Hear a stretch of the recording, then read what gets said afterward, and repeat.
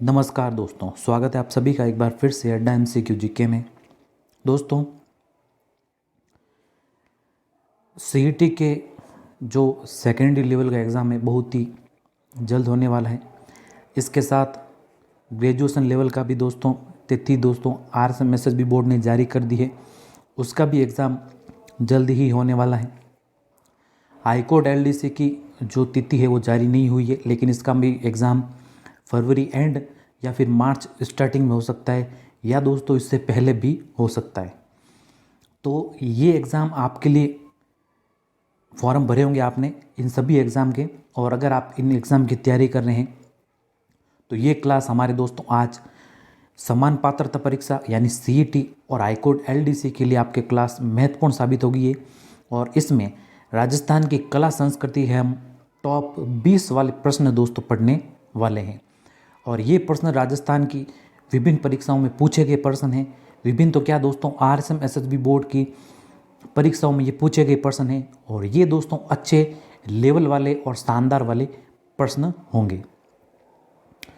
तो शुरू करने से पहले अगर आपने इस चैनल को सब्सक्राइब नहीं किया है तो इस चैनल को सब्सक्राइब कर लें, पास में स्थित बेल आइकन को दबा लें ताकि समय समय पर आपको दोस्तों नोटिफिकेशंस मिलते रहें। और दोस्तों ध्यान रखिएगा, आज हमारी पहली क्लास होगी और इसके बाद टॉप 20 प्रश्नों के जो क्लासेस हैं वो आपके दोस्तों इस चैनल पर अपलोड होती रहेगी। तो आप समान पात्रता परीक्षा देने वाले हैं या हाईकोर्ट LDC की परीक्षा भी देने वाले हैं तो ये आपके लिए महत्वपूर्ण साबित होंगी, क्योंकि दोस्तों इन सभी परीक्षाओं में राजस्थान का जीके महत्वपूर्ण भूमिका अदा करेगा। तो RSMSB बोर्ड आपको पता है दोस्तों जाना जाता है अच्छे लेवल के प्रश्नों को पूछने के लिए। तो आपके सामने पहला प्रश्न, शानदार प्रश्न हाजिर है दोस्तों। पहला प्रश्न है दोस्तों, राजस्थान संस्कृति में खपट्टा क्या है? बेहद ही अच्छा प्रश्न है दोस्तों। तो राजस्थान की संस्कृति में खपट्टा क्या है दोस्तों? ये खपट्टा है दोस्तों साफा। क्या है दोस्तों? साफा। और ये साफा मुख्यतः शहरिया जो जनजाति है उनके पुरुषों द्वारा पहना जाता है। तो खपट्टा क्या है? शहरिया पुरुषों का साफा या फिर शहरिया जनजाति का साफा। तो जो ब विकल्प होगा वो यहाँ पर सही उत्तर होगा। चलिए दूसरा प्रश्न है आपके सामने दोस्तों, चलते हैं हमारे दूसरे प्रश्न की ओर। तो बताइए दोस्तों, प्राचीन काल में राजस्थान का वह क्षेत्र जो जम्बुक रण कहलाता था। ये भी अच्छा प्रश्न दोस्तों। तो बताइए क्या होगा इसका सही उत्तर? तो इसका सही उत्तर होगा दोस्तों जम्बुक रण कहलाता था दोस्तों आपके ये केशोराय पाटन। क्या कहलाता था? केशोराय पाटन। अविकल्प इस प्रश्न का सही उत्तर होगा।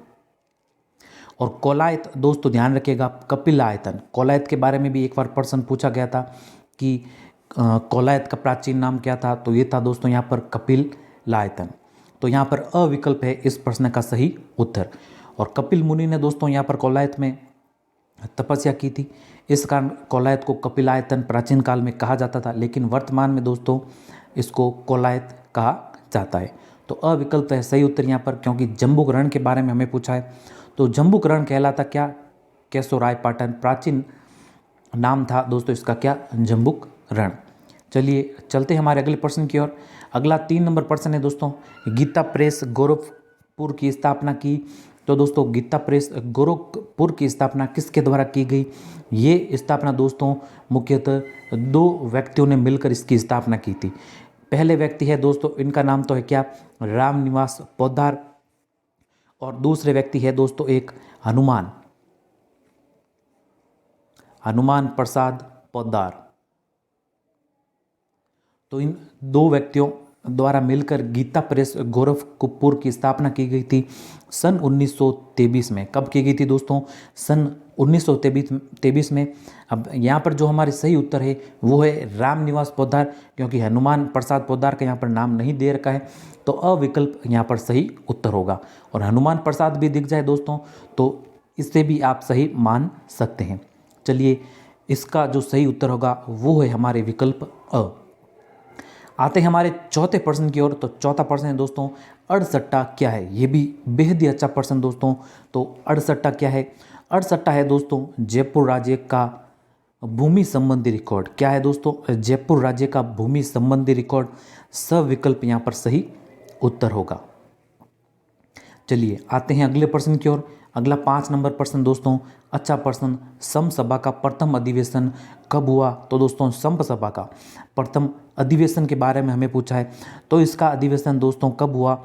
1903 में। ध्यान रखिएगा, क्या पूछा है? प्रथम अधिवेशन के बारे में हमें पूछा है, तो इसका प्रथम अधिवेशन 1903 में हुआ।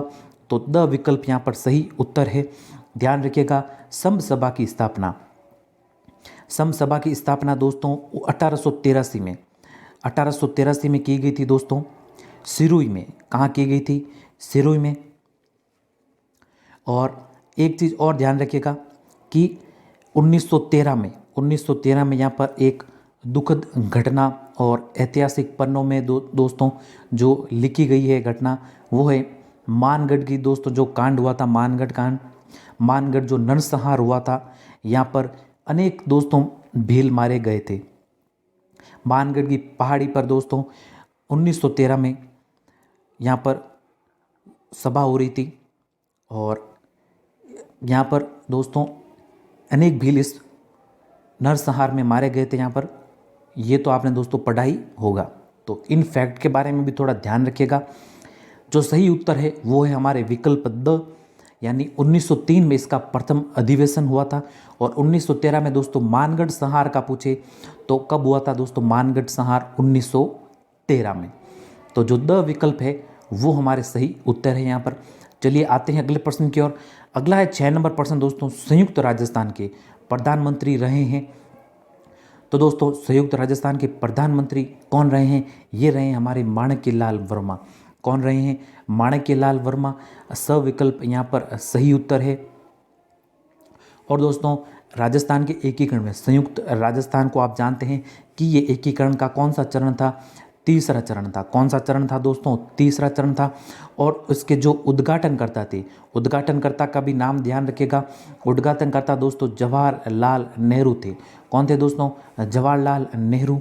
और इसके जो महाराज प्रमुख थे, इस संयुक्त राजस्थान के महाराज प्रमुख थे, ये थे दोस्तों उदयपुर के महाराणा भूपाल सिंह। कौन थे दोस्तों? उदयपुर के महाराणा भूपाल सिंह।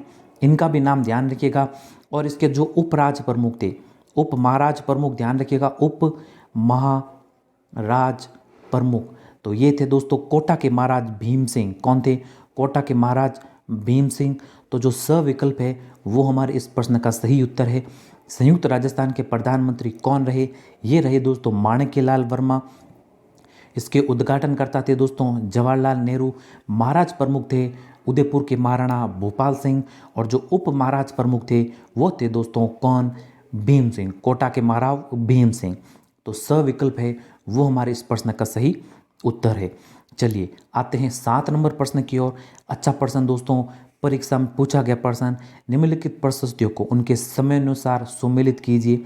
अब देखिए इस प्रकार के प्रश्नों को करने के लिए ए बी सी डी इस प्रकार से लिख दीजिए। अब देखिए यहाँ पर कि आपको कौन सा इनमें से आता है। अगर देखिए दोस्तों रणकपुर प्रशस्ति को, देखिए हम रणकपुर प्रशस्ति को, तो दोस्तों इसकी रचना कब हुई थी? इसकी रचना दोस्तों कब हुई? क्या होगा इसका सही उत्तर? 1439 में। क्या होगा दोस्तों? 1439 में। तो ए का मिलान किससे होगा? 3 से। अब ए के नीचे कितना आ जाएगा दोस्तों? 3 नंबर। और ए के नीचे 3 नंबर केवल हमें किस में दिख रहा है? विकल्प अ में। तो विकल्प अ ही हमारे इस प्रश्न का सही उत्तर होगा। अब कुंभलगढ़ प्रशस्ति की बात करें दोस्तों, तो कुंभलगढ़ प्रशस्ति की रचना दोस्तों कब हुई? ये हुई दोस्तों यहाँ पर 1460 में। तो बी के नीचे आ जाएगा 1 नंबर।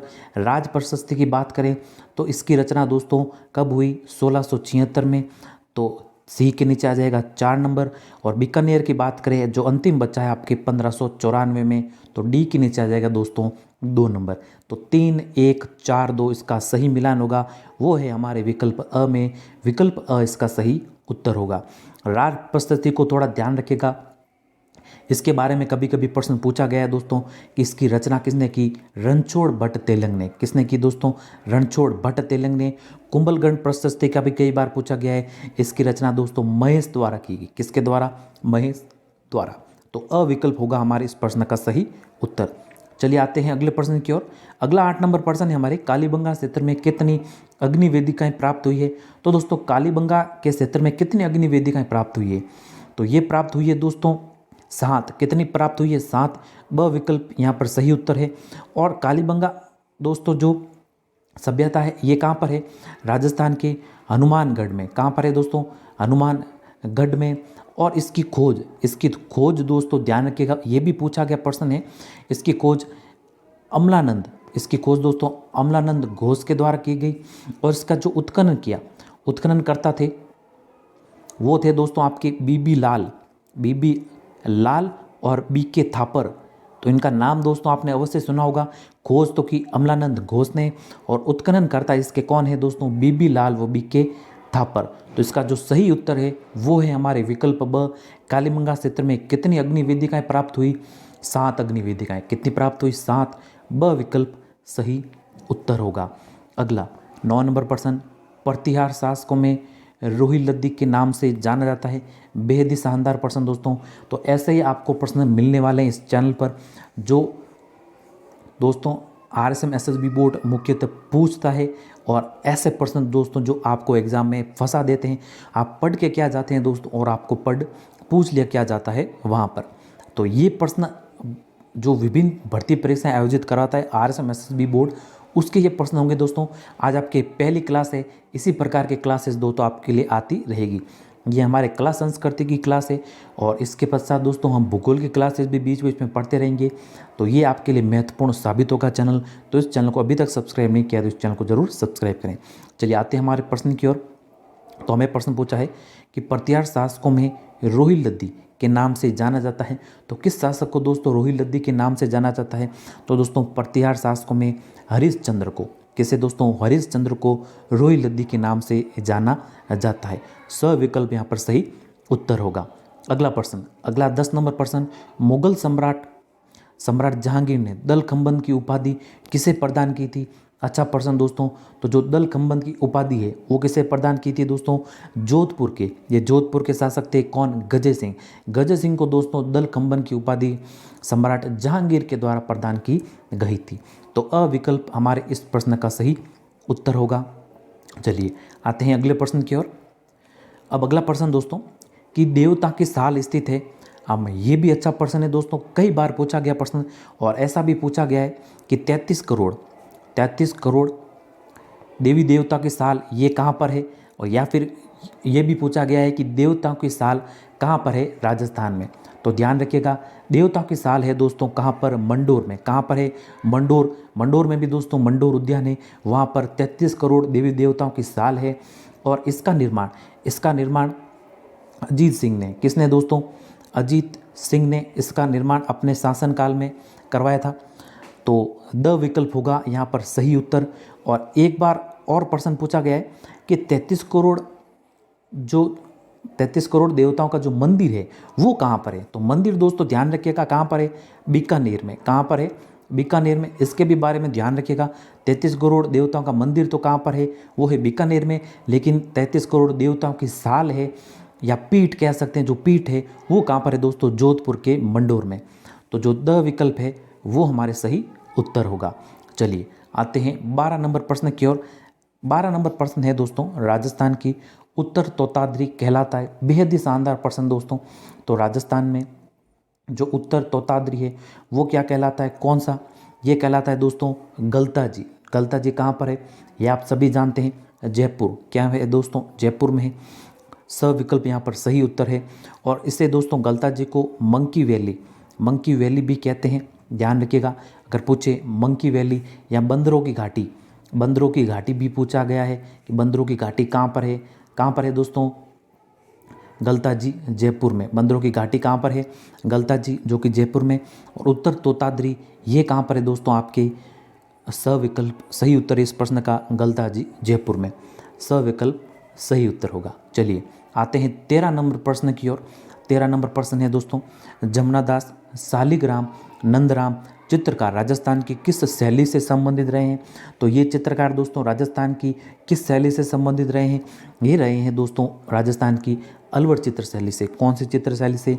राजस्थान की अलवर चित्र शैली से। इनके अलावा और भी जो मुख्यतः है, ध्यान रखिएगा, डालचंद भी इम्पोर्टेंट है दोस्तों, ये भी चित्रकार है। इनका संबंध भी किससे है? अलवर चित्र शैली से। एक है दोस्तों मूलचंद को भी ध्यान रखिएगा, ये भी अलवर चित्र शैली से संबंध रखते हैं। और एक है दोस्तों आपके नानक राम। कौन दोस्तों? नानक राम, ये भी आपके अलवर चित्र शैली से संबंधित रखते हैं।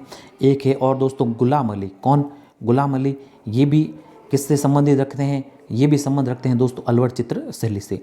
तो जमुनादास, शालिग्राम और नंदराम, इनका संबंध किस चित्र शैली से है? तो इनका संबंध है अलवर चित्र शैली से। अविकल्प यहाँ पर सही उत्तर है। चलिए आते हैं अगले प्रश्न की ओर। अगला 14 नंबर प्रश्न दोस्तों अब गुड़ियाओं का संग्रहालय स्थित है। तो बताइए दोस्तों, बेहद ही शानदार प्रश्न है ये कि गुड़ियाओं का संग्रहालय कहाँ पर स्थित है। बेहद ही उम्दा प्रश्न दोस्तों। तो कहाँ पर है दोस्तों गुड़ियाओं का संग्रहालय? कहाँ पर है? जयपुर में। द विकल्प यहाँ पर सही उत्तर होगा।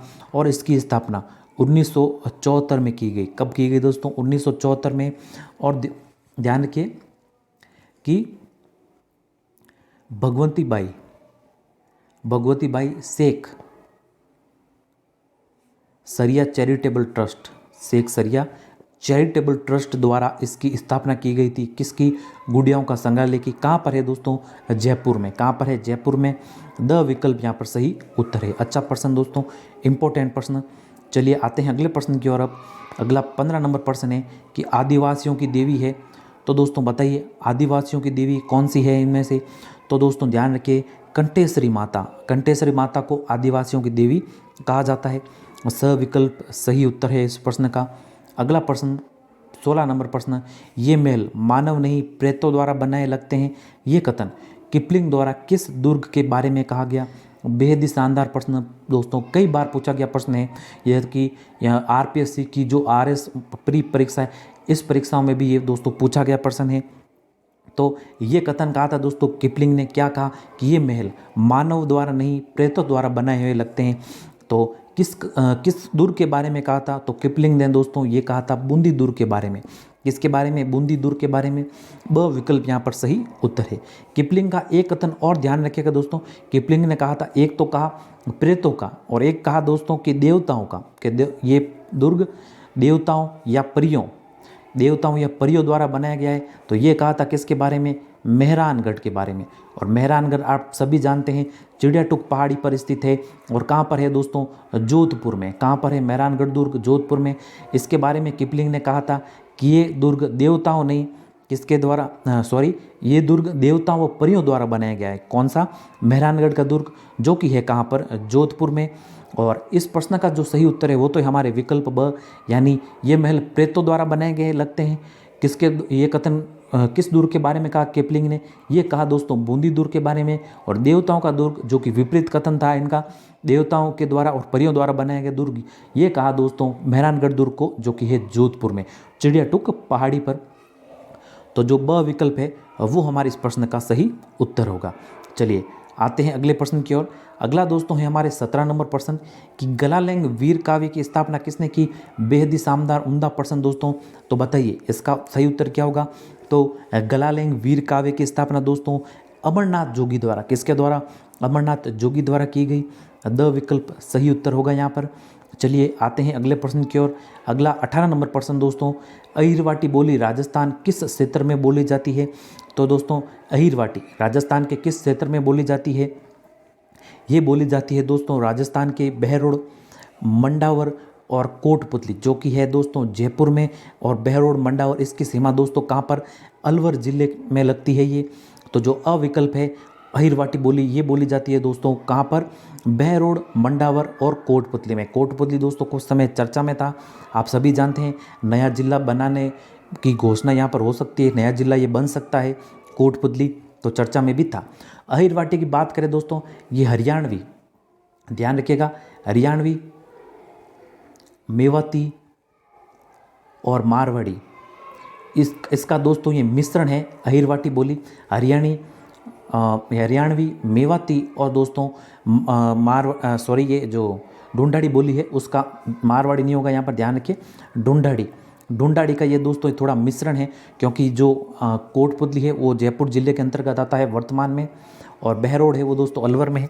तो मेवाती, हरियाणवी और कोटपुतली आप जानते हैं दोस्तों कि हरियाणा के लगभग बॉर्डर पे तो नहीं कह सकते, लगभग पास में ही स्थित है।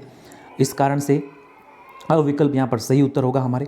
चलिए आते हैं अगले प्रश्न की ओर। अगला है दोस्तों 19 नंबर प्रश्न, राजस्थान में मारवाड़ सत्याग्रह दिवस कब मनाया गया है? मारवाड़ सत्याग्रह दिवस कब मनाया गया, ये भी अच्छा प्रश्न दोस्तों। तो राजस्थान में मारवाड़ सत्याग्रह दिवस मनाया गया कब? 26 जुलाई 1942 को। कब मनाया गया? 26 जुलाई 1942 को। विकल्प यहाँ पर सही उत्तर होगा। चलिए आते हैं अगले प्रश्न की ओर। अगला और अंतिम प्रश्न है दोस्तों हमारे टॉप 20 का, कि कांठल नाम किससे संबंधित है? तो कांठल नाम दोस्तों किससे संबंधित है, बताइए। इसका सही उत्तर क्या होगा? प्रतापगढ़ से। किससे है दोस्तों? प्रतापगढ़ से। द विकल्प यहाँ पर सही उत्तर होगा।